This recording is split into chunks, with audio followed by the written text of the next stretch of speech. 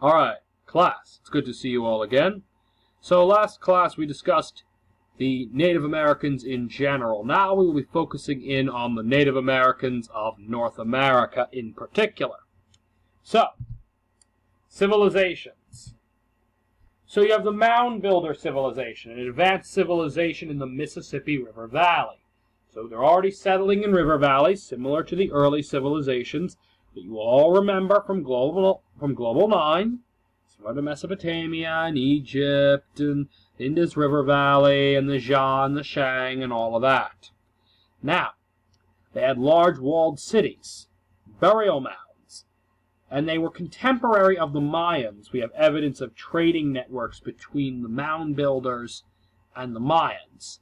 Now, we'll never know exactly how well their civilization would have done against European incursions because their civilization collapsed centuries before European arrival, so we will simply never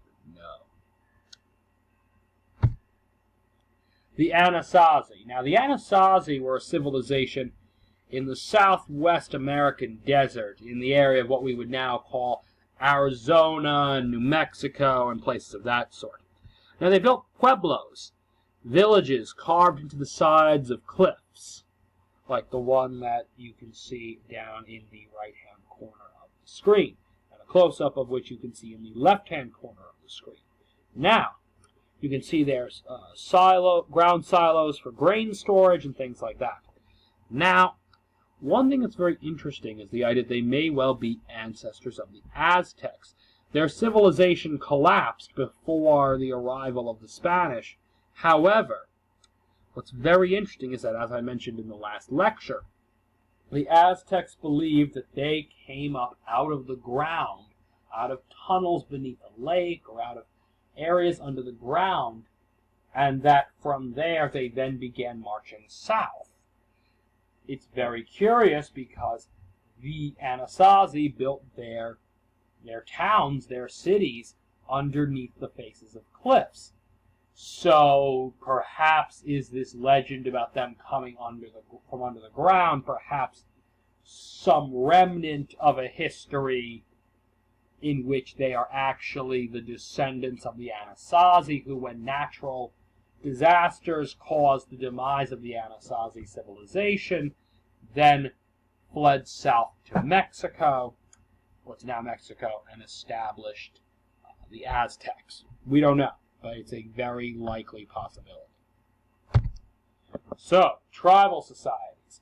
So, while there were at least two civilizations of severe note in North America, most of the natives in North America were not forming what we would consider advanced civilizations with massive urban centers or anything like that. Rather, what does emerge are a great many tribal nations and tribal societies. So, tribal nations.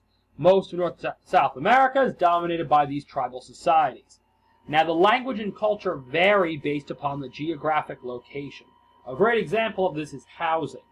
So, the natives of the plains, the Great Plains, tended to live in a structure called a teepee. That's which is a lightweight buffalo skin tent, and was commonly used by the plains tribes who hunted the bison.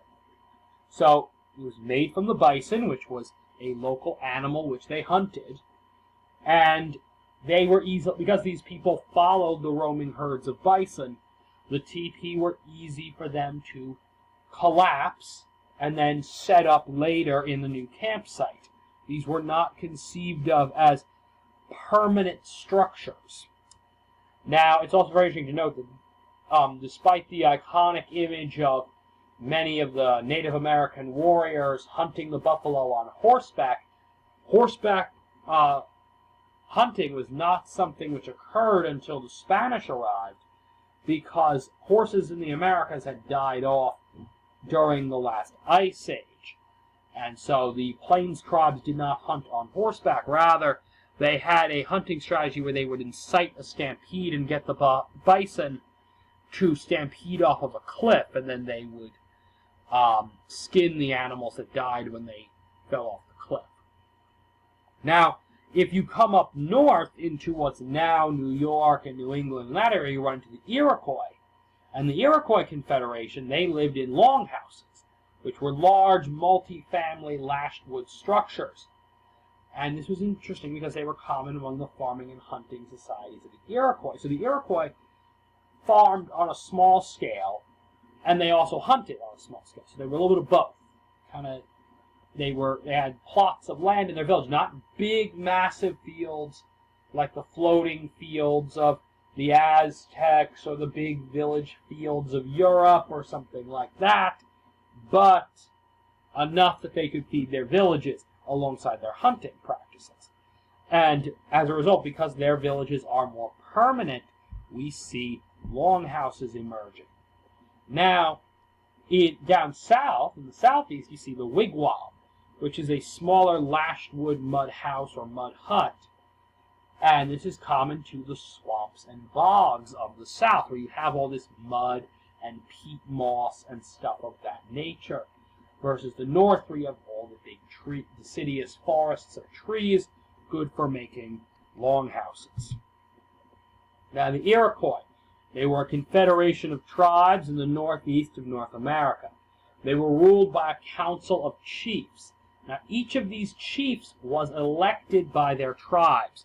So they were elected leaders who then got together for a confederated council. Now, the word confederation often gets a bit of a bad taste in people's mouths because everyone thinks of the Confederacy. The term confederation or confederacy simply connotates a loose alliance of states. So in this case, a loose alliance of tribes. So no tribe was obligated to obey the rules that this council of chiefs came up with when the Confederation got together, but it was a good way to bring these tribes together in order to fight bigger enemies, like the Algonquin, who were their main rivals, who lived in what is now Canada. Now, it's interesting that the Iroquois were a matrilineal society, which means that their households were headed by the women, and descent was traced through one's female line, through the line of one's mother. Now, one last point that is of intense importance is that in these tribal nations, land was owned communally. And that's of intense importance because of one simple fact. These individuals within these tribes did not really understand land ownership. Definitely not in the way that Europeans understood it. And this is going to create a large number of problems when Europeans and Native Americans start interacting, because to the Native Americans, the idea that you could sell or buy a piece of land was absurd. The same way if someone were to walk into the classroom and say they wanted to buy the air in the room, you'd kind of laugh to yourself. How would you even do that? How would you even enforce that? What kind of a thing is that? And then, much to their surprise, then it started conflict when the Europeans would buy the land and had their own ways of enforcing the idea that, well, we own this land now, get off of it. So that's going to become an issue we examine a little later when we look at the colonization process.